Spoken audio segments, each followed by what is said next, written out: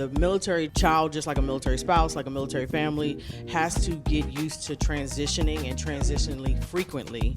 Where they walk away from things easily because they're used to transitioning so much. And so we have to pay attention to that as well. You know, routines create a sense of reassurance. If you can remind them through just kind of reassuring them, you know, somebody is definitely here for you.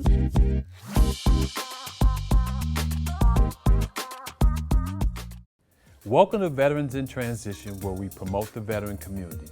Each week, we travel around the region highlighting veteran-related news, issues, and events. Military life can be a source of psychological stress for children. Multiple deployments, frequent moves, and having a parent injured or die is a reality for many children in military families. During this Our Power panel, the discussion: Military Children in Transition. Correspondent Miguel Sierra has this story. A member of the Conduit family, led by my brother, Dr. X, in the back over there. I see you, X. And at this moment, I would like my panelists to introduce themselves. Tell us a little bit about yourselves. Start with where you're from and end with your favorite food. All right. Well, greetings, everybody. I am Dr. Heather Lewis. I love to be called Doc Heather. I am a Department of Navy veteran. I actually put on the Marine Corps uniform as well. It said Army in the portfolio, so I just wanted to correct that, Department of Navy. I am actually from Huntsville, Alabama, but I was raised here in Maryland, Southern Maryland, and I love to say I'm just a global person because I've traveled the world. I've been very blessed to travel the world. The favorite food, I'm going to have to stick with my collard greens. So if you think you cook it well, I challenge you to say, maybe not. Okay. Good afternoon. I'm Dr. Dwayne Buckingham. I'm a licensed clinical psychotherapist, president and CEO of Buckingham Consultant Group, where we provide consultant, coaching, and training. I am a 22-year vet. Spent time in the Air Force, stationed all over the places like most individuals, transitioned to the Public Health Service, and retired total 22 years. I am from St. Louis, Missouri, the show me state. So don't tell me, show me. And my favorite food, I would have to say spaghetti because it came in bulk and we grew up poor and you can feed the masses. I'm 7, I'm the second youngest of 8. So, you know, we had to make it work. So spaghetti made it work. Yeah. Yes. Good morning and afternoon. I am Latoya Thompson, author, coach, and educator. I have spent the last 22 years of my career with students from K through 12 as an instructional leader, of course, within the academic setting, and I am just elated to be here. I am from Los Angeles, California, and relocated to Maryland, and my twin sister is not too far from me, so that's always a plus. My favorite food would have to be any fabulous salad. I will eat it up, yeah.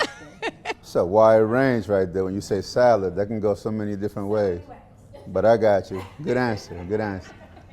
All right, so in today's conversation, again, right, dealing with children of service members that are transitioning out of the military, what are some of the challenges that you guys have seen from your seats, from your perspective, that children face? And are there any differences in what you've noticed as far as when the parents ETS, right, 10 years, 5 years, 4 years, whatever it is, as opposed to folks that retired, you know, after 20 years?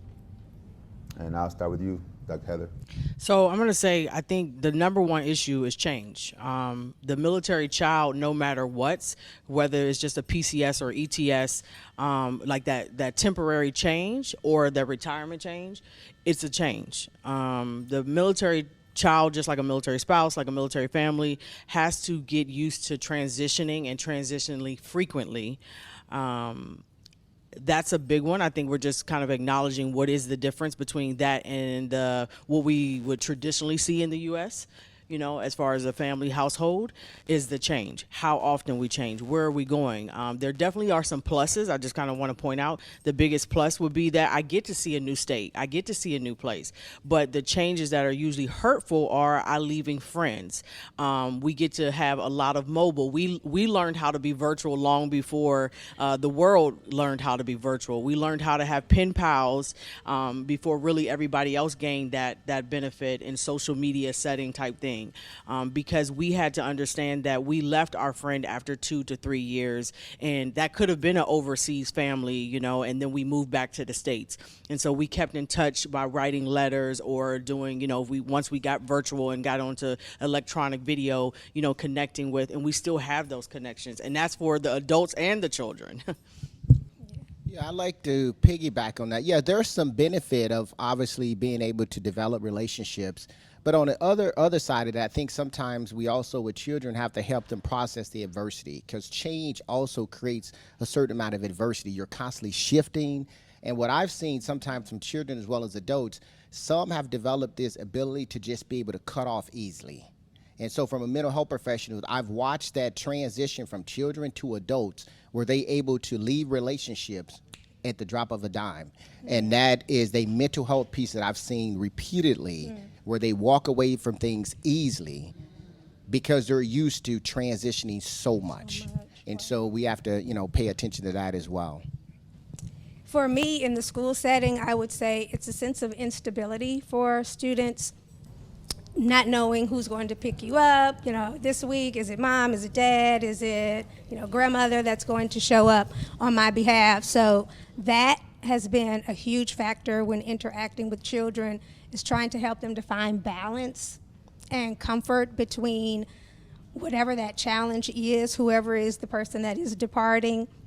So that sense of instability, and then remembering to remind them that routines, and parents as well, to remind them that, routines create a sense of reassurance for children. So if you can get them into a consistent habit of doing something, even when they are transitioning and experiencing that adjustment that they have to make, if you can remind them through just kind of reassuring them, somebody is definitely here for you. You have a community around you, that tends to bring them back to a level of security where they understand that, okay, this is something that's happening to me, but it's not the end of the world. Someone will still always be present. And then I also think and consider, when they are in that period of transition, and giving them some clarity on what is transpiring, if you can reach out to a school that your child is going to be attending, that is going to be something that's beneficial to help them, because then there are some practices, different routines that can be put into place before that transition might occur. So just giving them a sense of reassuring them that life is still going to go on. You still will thrive even in this process. Thank you all. Excellent points. As you guys were talking, right, I just started reflecting back on my own experience. And I remember my last duty station was Schofield Barracks, Hawaii, right? So Hawaii with my family, like you mentioned, Doc Heather, it was a beautiful experience, right? And I felt a sense of pride in being able to expose my family, my children to, 2.5 years of basically a vacation, right? You know what I mean? For them, but not for me. Schofield Barracks, 25th ID, if you know, right? But it was a beautiful experience, and I was very proud of that. And I was very proud of the relationships that we formed. When you're in an environment like Hawaii, where you're kind of secluded from the rest of the states, you build your little communities, right? So we had 2 other families that we became very close to, and that our children became very close. They're basically cousins to this point, to this day. But like you said, when you take them away from that, right, you feel the impact as a parent. Like, you feel the impact that had on you, right? Because the support, even though you have support over here, now it's different, right? It's now like spread out, and you can go places, and you can go to grandma's house. We didn't have that for 2 years, right? Right. Is there a sense of security, right, in the fact that we're always moving, right? Mm-hmm. And now you get out of the Army, or you know, whatever other little whack ass service y'all were in. I love myself. Smart services. Respect, yeah, they are smart, man. I'm just jealous because I didn't go to the Air Force. I ain't gonna lie. But is there a sense of, you know, of insecurity when you get out and now that transitioning piece, right? And if you're a service member, you know that, right? After 2.5 years at any duty station, you're ready to go. Whether it's good or bad, you're ready to move on. Mm-hmm. And eventually for your children, right, it's kind of, they expect to move, right? So like you mentioned, they don't form those close relationships. But now here we are, grounded, hopefully stable in a steady place. Could that impact their well-being, their emotional well-being? And if so, how? So behavioral transitioning is different than mental/cognitive transitioning, right? So behaviorally, we know there's a timeline, we know that there's orders, and we know that we have to move. Now, what we do with that mentally, what I encourage parents to do is you have to sit with your child and process that, because they are ready for the move behaviorally, but do you sit down and process with them how they feel emotionally? Are we having those conversations? Because we develop that mindset, we gotta go, we march when we march. And unfortunately, we create in our households the expectation that they begin to accept that. The problem that I have with that is that they can't develop that, and in everything there's good and bad. And so the good to me, with their ability to be able to be flexible and to be able to adapt at any given moment, that's a strength. We would look at that as being resiliency. However, if it's keeping them stuck and they have not been able to process how they feel about the loss of moving forward, they become numb to those emotions and just keep moving. And then they end up seeing me as adults. I do a lot of marriage therapy, and they go into these relationships, and when it's time to go, they go, and there's no conversation. Yeah. That's the problem. I can agree with that. I'm thinking about the process of collaborative conversations, even from a classroom perspective, where when you sit down with children, I remember growing up in my household, if my mom said it, that was it, right? So yeah, there are no questions that follow that.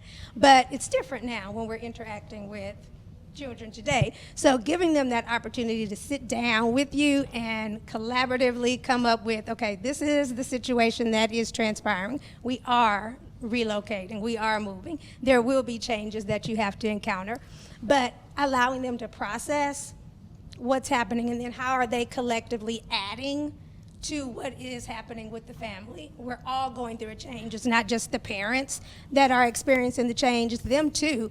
And a lot of times it is going to affect them more so than you think it's affecting you, because they are losing a lot of friendships. They're losing what has become a balance for them, what's familiar. So when you allow them to be a part of the conversation and clarify any of the misconceptions that they have about this transition, or clarify any of, you know, those anxiety type of patterns that might persist within a child because they don't know what's happening, you allow them a seat at the table, and that helps them with that transition as well. Okay, so a lot of things was just mentioned, and I did not mention earlier what type of doctor I am. I am a primary care. Thank you. I appreciate that. But primary care doctor, but I was trained as an internist, analytical, and it was something that was said, emotions. So can we stop right there? Emotions. How many people talk about emotions, child or not? So that's a conversation to have, to be able to sit down, because you're speaking of the effects of that child growing to adult and having to compartmentalize their emotions and how they're blocking those emotions and becoming unattached and not creating healthy relationships as an adult. But we're just still speaking on the child level, and being able to have those adults in their life be able to sit down and say, hey, what are you feeling? What's your emotions? How many do that? Wow, that's a question. How many adults have that type of conversation? Because many of us don't want to talk about our emotions. I don't want to take over the conversation, but I just want to put that out there because that is a big one. We spoke on wellness this morning.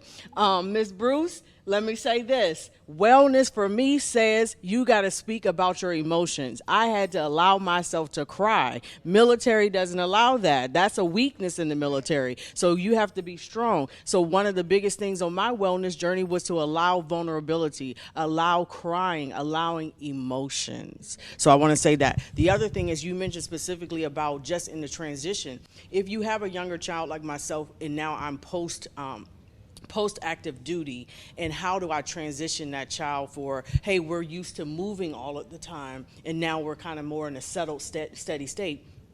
I have to say two things, I think, and unfortunately, I don't know if the science is perfect on this. I don't know if we've mastered an ideal curriculum on how to have this in this community of military families really have this mastered yet. But I will say two things that I do for my son. One is that we are in therapy. We continuously therapy. Now we have change of therapists, but wherever we have gone, we have kept him in therapy. That's one part of stability. It may be a different therapist, but he knows he's going to get therapy.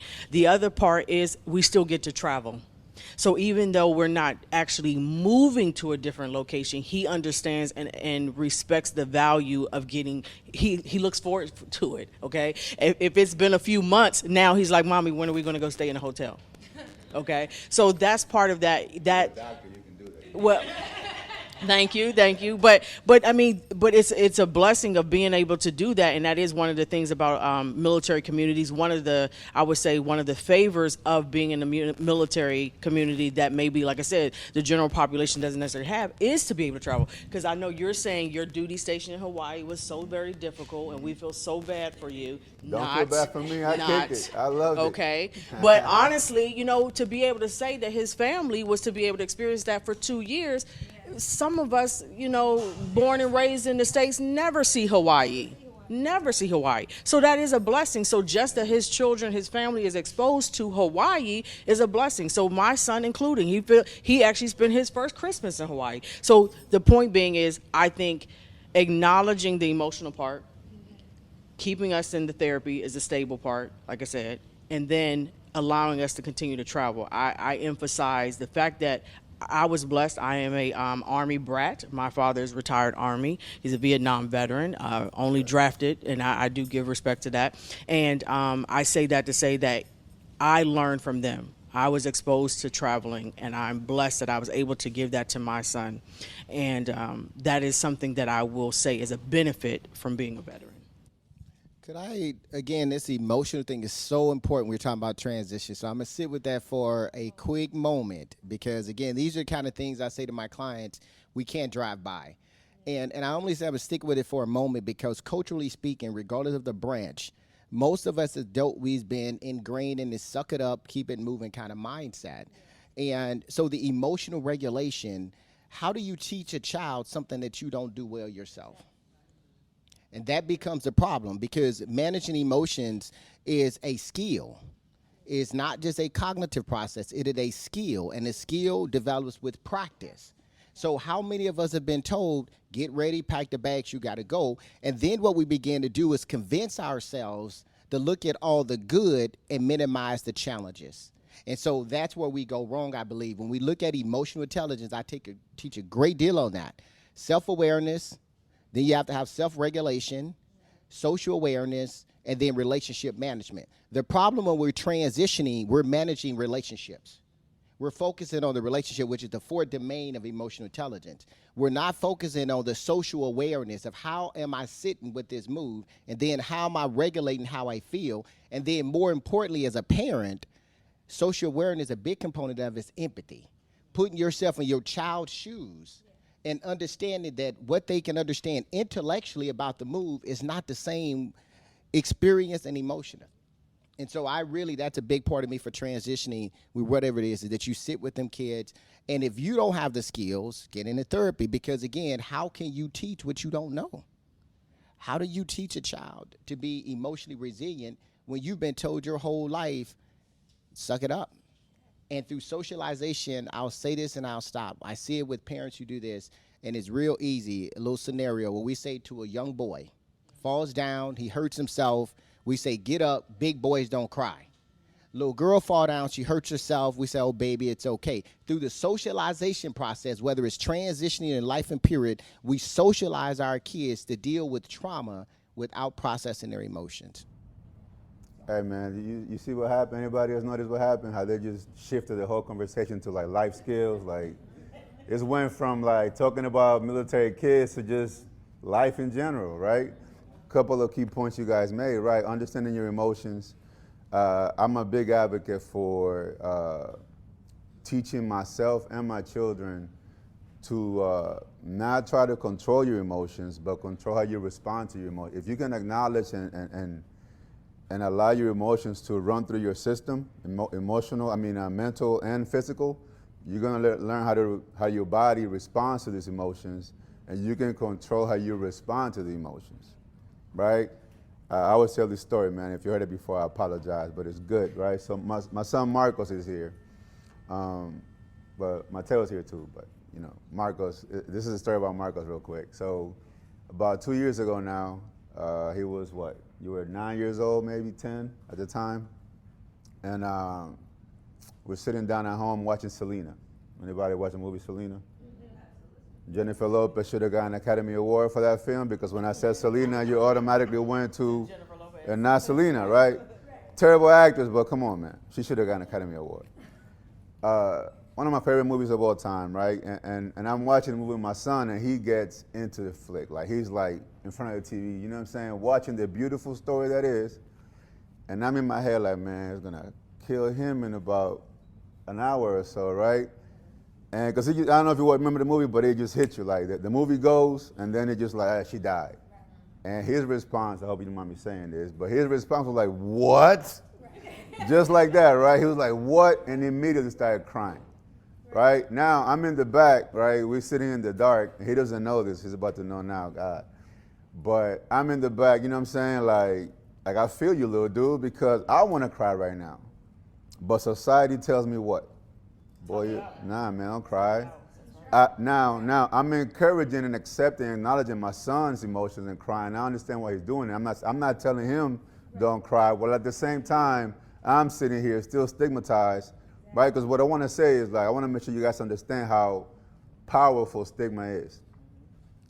How it can carry us to, in that moment, to this day, 2 years later, he just finding out that I was struggling through. Yeah, I get it, little man, right? I'm feeling what you're feeling.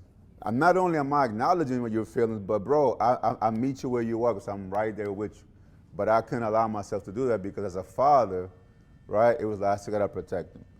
How can we do better as individuals, right? Because this is something that society can't help you. This is just you in your home.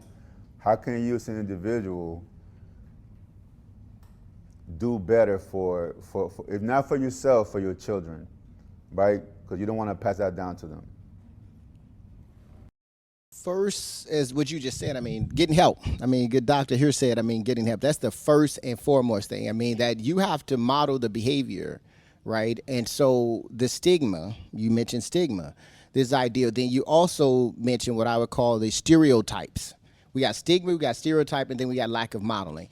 The stigma is, do I need to go get mental health, and what does that mean, and I'm not crazy and I can handle this, and all this stuff that we've built up, which partially comes with these transitions that we make. We continue to build up these things about resiliency. Now, when people talk about resiliency, they look at resiliency as the ability to actually keep moving. They'll say you face adversity, and I look at resiliency from the ability to be able to bounce forward. So what that means is you experience some kind of adversity. Instead of you just keep moving, you figure out if you're moving in a healthy kind of manner. That first process means getting help. Because again, I like the analogy of like the airplane when they say put on your mask before you put on your child's mask. And that just makes sense, but it's counterintuitive to most of us as parents. As a parent, to just play your role. You can't be an advocate without information. So I think back to when I was pregnant with my son, right? I read every book in the world because I just wanted to know, how do I take care of the seed that's inside of me, right? Because I want to give birth. I want him to thrive when he grows up. But if I didn't seek out that information, as well as, going to the doctor and following what the instruction was that was given to me, I would not have successfully probably gotten through that period. Because compound PTSD, I have experienced compound PTSD, and we can talk about that later. I think that this needs to be a continuous conversation. I acknowledged earlier, we don't have this at a perfect science, because you're saying, how do we prepare? How do we do this better? How do we do this better? I think this is the way we do this better. We continue to have the conversations, And I would invite you to go back, have that conversation about Selena, that movie. Go back and have it, acknowledge. He knows it now, how you were feeling, but acknowledging that a man crying does not mean weakness. Go ahead and dispel that myth, dispel that stereotype, dispel that stigma. I still can be a protector of you as your father, even though I may shed a tear. Letting him know that, letting my son know that, yes, as a single mom and as your primary, parent now, that guess what, I get to be stern just as a father would be. I don't replace your father, but you understand, like, having these conversations, and like you're saying, they're young minds, but we got to continue to process it until they understand, and as they understand, allowing them to ask the questions that they need to ask. And we as military veterans, I'm going to put this out there, we're all entrepreneurs in a way as well. Maybe we go back and we start having these conversations, because one thing that I did in my transition out, because like you, I didn't get out like I wanted to get out. That's all for this edition of Veterans in Transition. We ask that you follow us on social media. If you have a story to tell, reach out to us at info@vetsintransition.com. And remember, stay on purpose and stay relevant. Until next time.